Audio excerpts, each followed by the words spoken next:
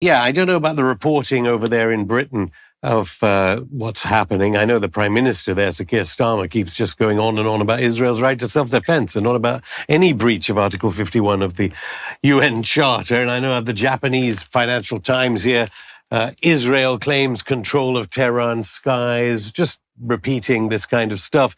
Any reporting that the United Arab Emirates, where I'm speaking to you from, and Saudi Arabia, both the places Trump visited, they have condemned what Israel has done, and that the Straits of Hormuz may be shut by the time this is broadcast, and it'll affect pensioners and the poor in Britain and Western Europe?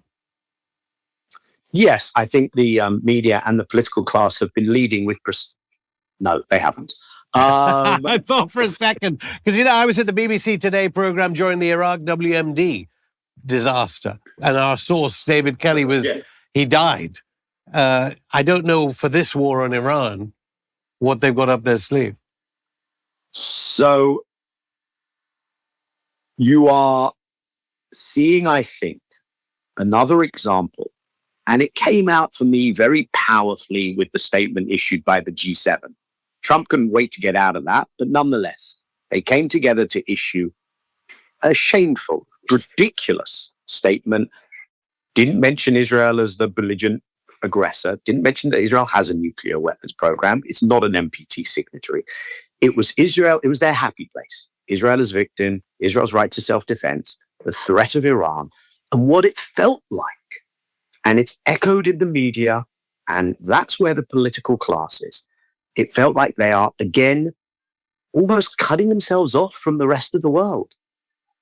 Europe has totally marginalized itself.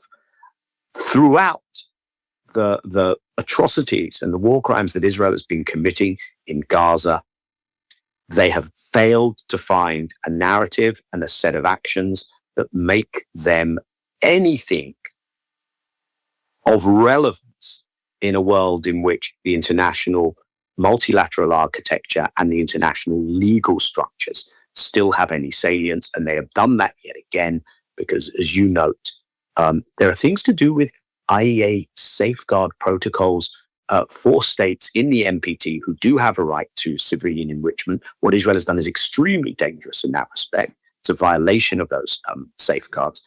It's violated the sovereignty and territorial integrity of another state, again, a violation of the UN Charter.